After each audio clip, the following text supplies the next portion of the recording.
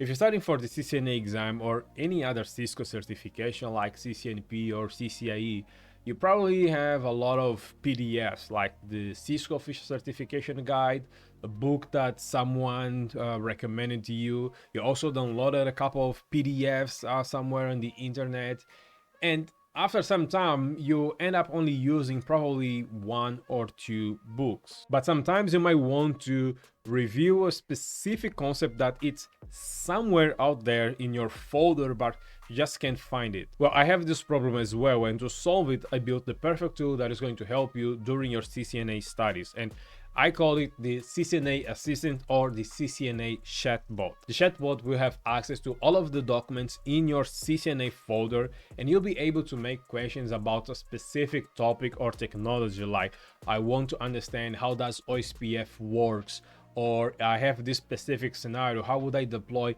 EIGRP? And it's not going to focus just on one specific book. It's going to tell, okay, based on your question, this is the answer and this is the source where I got this answer from. But let me show you how to use it.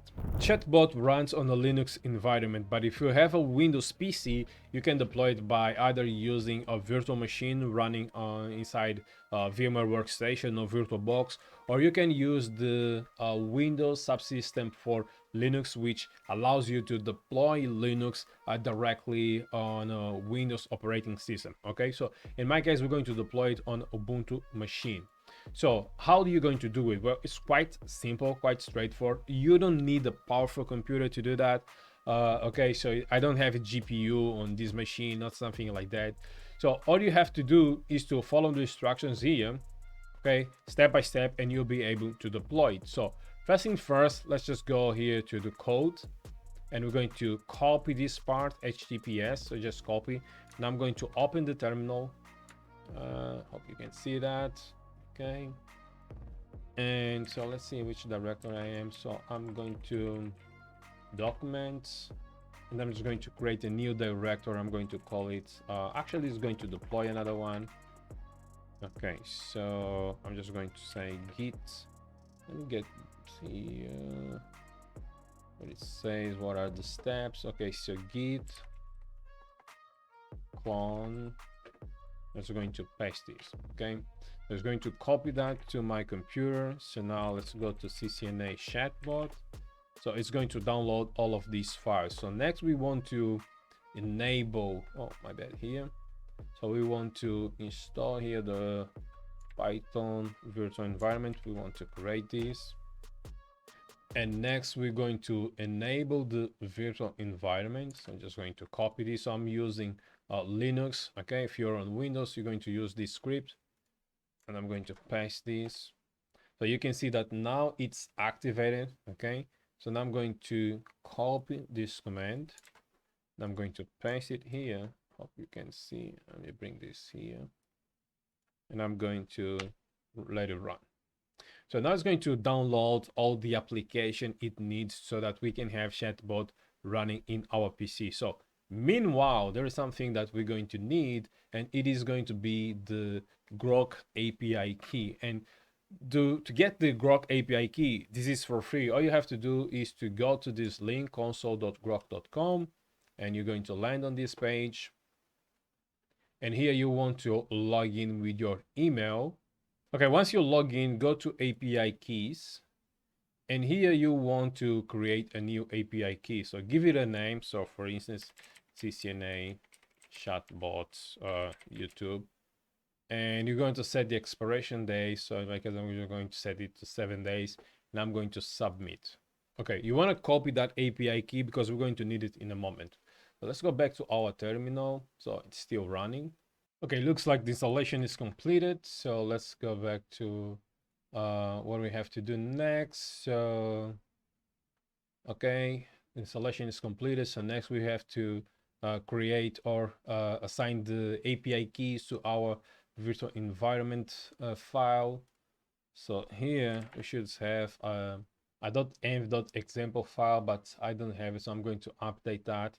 So anyway, I'm just going to create a new one, .env, and I'm going to paste my Groq API key in that file. Okay, so now I should have my API key saved in .inf file. So the next step will be to create the data directory. This is actually the folder where we're going to store our PDF and the notes that we have about CCNA. So I'm just going to make dir data. So I have a new directory there. And I'm just going to copy one book that I have. That's going to be the CCNA. So probably should be here. Okay, so I'm just going to grab CCNA and I'm going to send to CCNA data. Okay, so let me go back to CCNA Chatbots, and if I look at data, I should have my CCNA Volume 1 PDF right there. Okay, so we have one source, but you can have other documents or notes. So now we're going to run this command, the Python ingest. This is going to essentially, okay, look at the data directory and build our database. So let's go to Python ingest and let it run. And we want to expect to see the output that we have here. Okay, the ingestion is complete. So now let's run the app. So okay, so the chatbot it's up and running. So let's open it by following the link. And this is going to be the landing page. Okay, so we have some questions by default that we can ask the chatbot to answer. For instance, what is the difference between a hub, a switch, and a router? Explain the OSI model. Let's say, so what is OSPF and how does it work? So it is going to very specifically explain what is OSPF, right? It's going to say, okay, this answer is based on this source, and this is the PDF that I have in this data. So you can imagine if you have like multiple resources in your folder, and the AI, the chatbot, would be able to go through all of these documents and provide the one that is more accurate according to the question that you're asking. So instead of using this type of question, you can ask directly like, explain to me what is TCP. Okay, let's see.